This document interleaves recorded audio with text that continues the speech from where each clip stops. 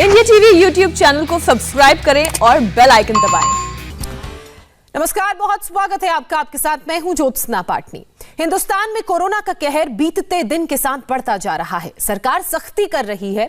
ऐसे में सवाल यह है कि जिम्मेदार कौन है। हम जो बेहद डराने वाली तस्वीरें आपको दिखाने जा रहे हैं, उससे जवाब भी मिल जाएगा। इन तस्वीरों में दर्ज कोरोना को लेकर कैजुअल अप्रोच, जिसकी बात कल प्रधानमंत्री नरेंद्र मोदी ने भी की थी। डरावना मंजर कर्नाटक से लेकर मुंबई तक, जहां लोगों को अपनी जान की परवाह नहीं है।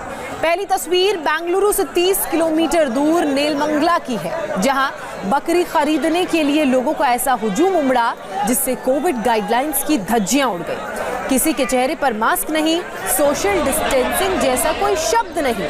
और ये हाल तब है जब कर्नाटक में लगातार 6000 से ज्यादा केस निकल रहे हैं। दूसरी तस्वीर मुंबई के दादर रेलवे स्टेशन की है, जहां लोगों की जबरदस्त भीड़ देखने को मिली। यहां भी 2 गज दूरी को लोग ठोकर मारकर आगे बढ़ते हुए दिखे। ऐसे में सवाल यह है, आखिर कोरोना रुकेगा कैसे? इस लापरवाही के बीच अगर कोरोना से जंग जीती जा सकती है तो वो है वैक्सीन के जरिए। लेकिन अगर वैक्सीन की डोज ही कम पड़ जाए तो क्या होगा? बेहद चौंकाने वाली ऐसी तस्वीर मुंबई से आई है, जहां महाराष्ट्र के सबसे बड़े वैक्सीनेशन सेंटर बीकेसी को बंद करना पड़ा है। वैक्सीन का स्टॉक खत्म होने की वजह से यह कदम उठाया गया है। वैक्सीन लगवाने आए लोगों को लौटाया जा रहा है। बेहद चौंकाने वाली बात यह है कि सिर्फ मुंबई में 29 टीकाकरण केंद्र वैक्सीन खत्म होने के कारण बंद किए जा चुके हैं। सबसे बड़ा कोविड सेंटर, वैक्सीनेशन सेंटर जो बीकेसी का है, वो अब वैक्सीन के शॉर्टेज के चलते बंद हो गया है। ये तस्वीर हम आपको दिखा रहे हैं कि बैरिकेड लगा दिया गया है। जो लोग वैक्सीन लगवाने आए हैं दूर दूर से, अब उन्हें अंदर जाने की अनुमति नहीं मिल पा रही है, क्योंकि वैक्सीन के शॉर्टेज के चलते बीकेसी वैक्सीनेशन सेंटर को भी बंद कर दिया गया है। बाहर बाकायदा बोर्ड लगा दिया गया है कि जो ये वैक्सीनेशन सेंटर है वो टेम्परेरी फिलहाल बंद है, क्योंकि वैक्सीन जो है वो सही अमाउंट में उपलब्ध नहीं है। यानी जितने लोगों को देना चाहिए, जो लोग यहाँ पर पहुँच रहे हैं, उतनी वैक्सीन की सुविधा नहीं है। यहाँ पर लिखा गया है कि कोविड-19 का जो वैक्सीन है आवश्यक, यानी कि जितनी उम्मीद है उस हिसाब से उपलब्ध नहीं है, जिसके चलते जो वैक्सीनेशन है वो आगे अगले आदेश तक रोक दिया गया है। क्या बोल रहे हैं लोग? यहाँ पे बोल रहे हैं कि वैक्सीन नहीं है। आप लोग कहाँ से आए सर? कांडीवली। अच्छा, तो दूर से आए हैं। और कितने बजे आप लोग आए? आप लोग को बुलाया गया था यहाँ पर? रजिस्टर्ड है 11 बजे तक। 11 बजे आप लोग बुलाया गया था, लेकिन फिर भी बोल रहे वैक्सीन नहीं है। सुबह 9 बजे आए थे, 9:30 बजे, तब तो कोई किसी आंसर ही नहीं दिया। अब आ रहे हैं तो ये लोग बोल रहे हैं कि नहीं है। आप लोगों को वैक्सीन लगवाने आए हैं? हाँ, वैक्सीन सेकंड डोज लगाने के लिए आया है। क्या बोल रहे हैं ये लोग? बट बोलते वैक्सीन खत्म हो गया बोल के। आप लोगों को बुलाया गया था यहाँ पर? नहीं, मेरा डेट था आज, इसके लिए आया। पहले से बता। सर, आप भी वैक्सीन लगवाने आए? हाँ, लगवाने आए। क्या बोल रहे हैं नहीं है, जाओ आज वापस 2 दिन बाद आना। 2 दिन बाद आओ। सर, आप लोग कहाँ से आए? कितने दूर से आए? मैं दादर से आया हूँ और मेरा आज का रजिस्ट्रेशन था। मैंने 10 दिन पहले बुक किया था, लेकिन इनका फ़ोन वगैरह कुछ आया नहीं 1 दिन पहले, जो जनरली मैंने सुना था कि आता है करके।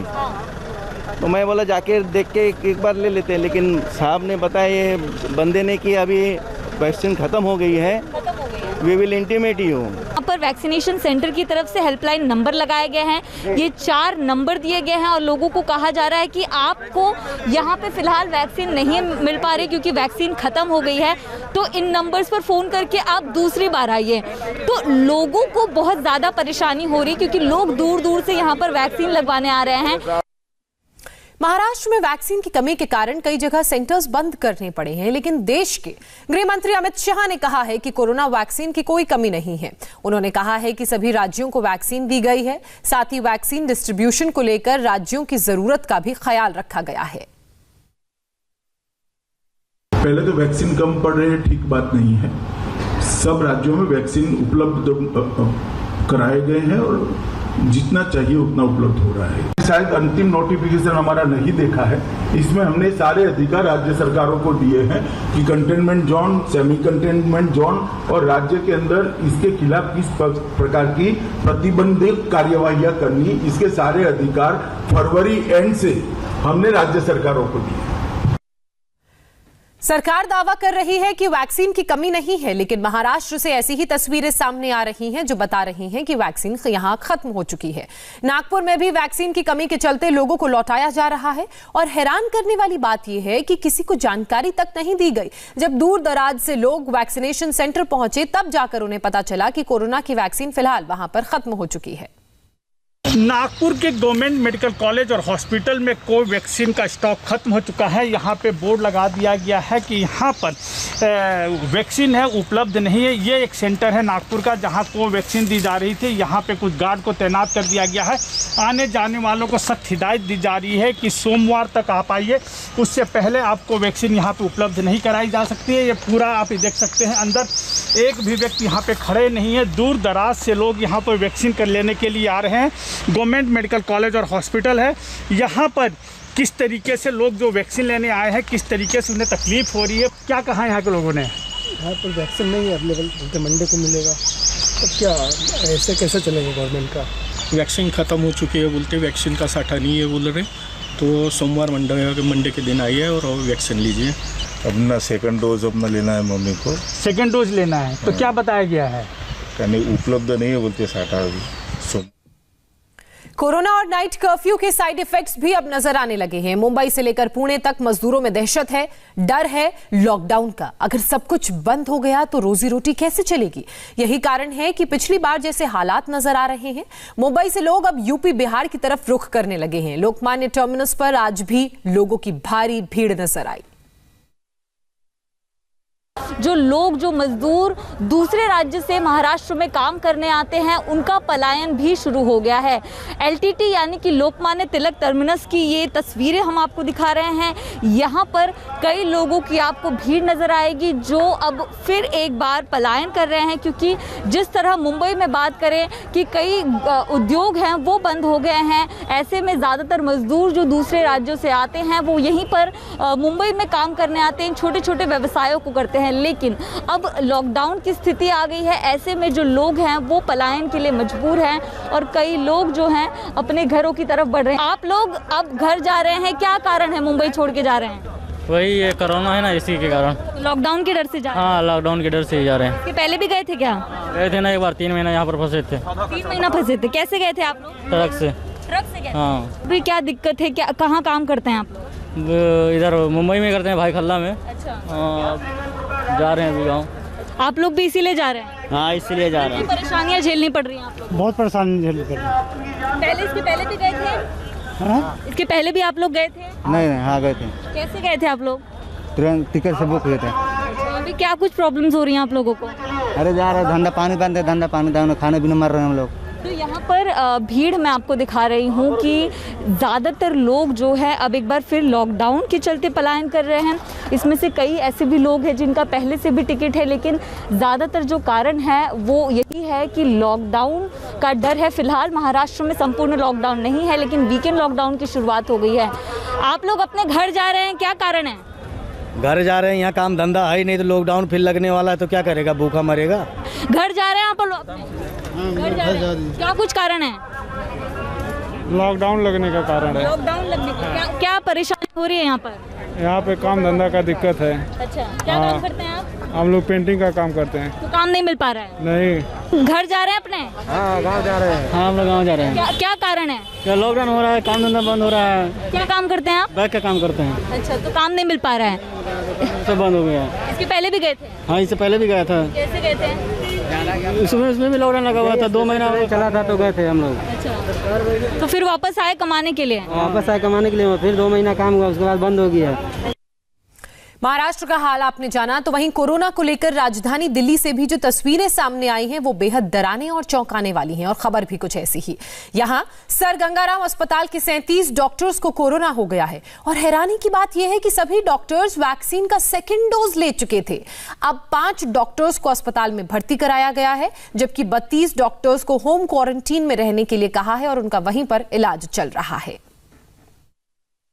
राजधानी दिल्ली में कोरोना कितनी तेज रफ्तार के साथ फैल रहा है, इसका अंदाजा इसी बात से लगाया जा सकता है कि अब बड़ी संख्या में डॉक्टर्स भी इसकी चपेट में आने लगे हैं।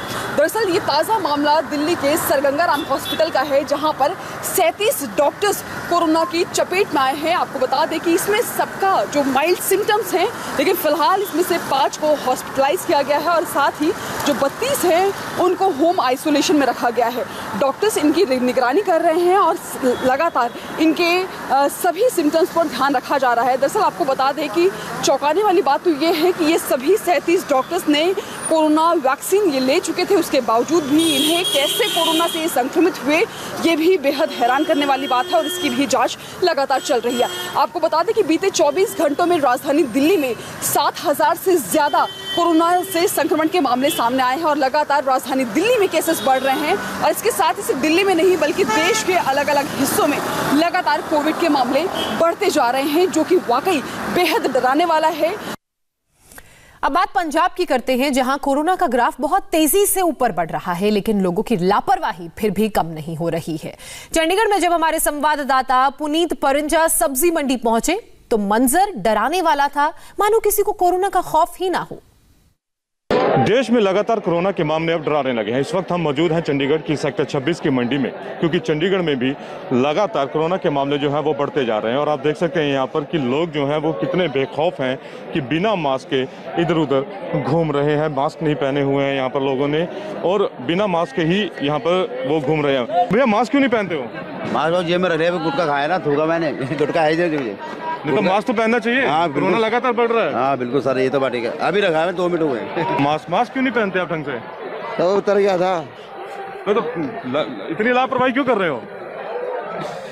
ये जो तस्वीर है ये डराने वाली है। आप देख सकते हैं इस वक्त ये सेक्टर 26 की मंडी है, मेन मंडी आती है, इसको हम कह सकते हैं। भैया मास्क क्यों नहीं पहनते हैं आप? मास्क तो लगा रहे हैं, लापरवाही क्यों कर रहे हैं भैया?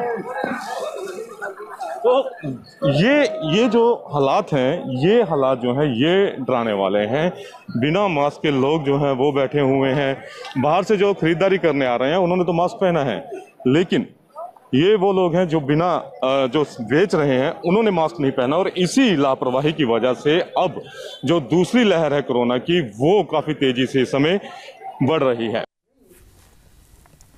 अब आपको दिखाते हैं कि कौन से वो राज्य हैं जो इस वक्त कोरोना का एपिसेंटर बन चुके हैं। इनमें महाराष्ट्र का नंबर पहला है, जहां 24 घंटे में करीब 56,000 मामले सामने आए हैं और 376 लोगों की जान गई है। छत्तीसगढ़ की बात करें तो यहां पर भी हालात बेहद डरावने हैं, जहां एक बार फिर 10,000 से ज्यादा केस सामने आए हैं। यूपी में कोरोना विस्फोट हुआ है और 8,500 लोग 24 घंटे में पॉजिटिव पाए गए हैं। साथ ही राजधानी दिल्ली में कोरोना की स्पीड डरावनी है, जहां 7,500 से ज्यादा केस सामने आए हैं। इसके अलावा कर्नाटक से लेकर मध्य प्रदेश, गुजरात और पंजाब तक कोरोना ने कोहराम मचा रखा है। लगातार कोरोना का मीटर फुल स्पीड से आगे भाग रहा है। फिलहाल रुकेंगे एक ब्रेक के लिए। ब्रेक के बाद देखिए बंगाल में चौथे चरण के चुनाव से पहले 5वें चरण के लिए कैसे कैंपेनिंग में जुटे हैं अमित शाह और जेपी नड्डा। नमस्ते, मैं हूं मीनाक्षी जोशी। वीडियो और खबरों से अपडेट रहने के लिए India TV YouTube channel subscribe करें, बेल आइकन दबाना ना भूलें। जुड़े रहें इंडिया टीवी के साथ।